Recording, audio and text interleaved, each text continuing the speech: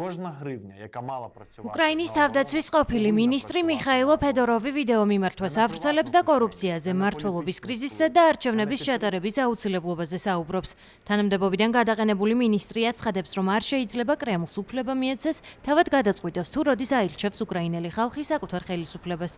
ფედოროვი ამბობს, რომ უკრაინამ უნდა იპოვოს გზა, რომელიც სრულფასოვან დემოკრატიულ პროცესს ხანგრძლივი ომის პირობებშიც აღადგენს. ამასთან იგი ხელისუფლების წარმომადგენლებს კორუფციის გამო აკრიტიკებს, თუმცა კონკრეტული პირების დასახელების გარეშე და აღნიშნავს, რომ კორუფციამ უკრაინის ომის შესაძლებლობები შეასუსტა. აქამდე პრეზიდენტ ვოლოდიმირ ზელენსკის გუნდის ერთ-ერთი ყველაზე ერთგული წევრის ესნაბიჯი შესაძლოა უკრაინის პრეზიდენტისთვის ყველაზე მნიშვნელოვანი შიდა გამოწვევა გახდეს უკრაინაში რუსეთის სრულმასშტაბიანი ომის დაწყების შემდეგ. ჩვენ ფუნდამენტურ კითხვას უნდა ვუპასუხოთ. როგორ უნდა ფუნქციონირებდეს სახელმწიფო თუ ომი წლების განმავლობაში გაგრძელდება? და შემდეგი კითხვა, რა მოხდება თუ კი ომი კიდევ ერთ წელს გაგრძელდება? 2-ს ან 3-ს?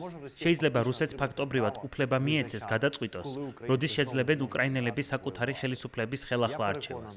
დარწმუნებული ვარ, რომ პასუხი არის არა. არ შეიძლება დემოკრატია რუსეთის მძევალი გახდეს. ჩვენ სწორედ იმიტომ ვიბრძვით, რომ გვინდა თავისუფალ და ევროპულ სახელმწიფოდ დავრჩეთ.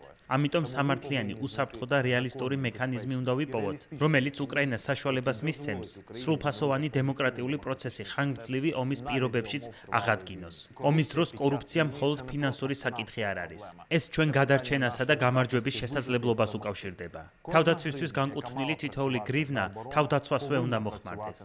არა პირად ჯიბეს, არა პოლიტიკური გავლენის მოპოვებას, არა ვიღაცის სქემების შენარჩუნებას და არა ვიღაცის თანამდებობის შენარჩუნებას.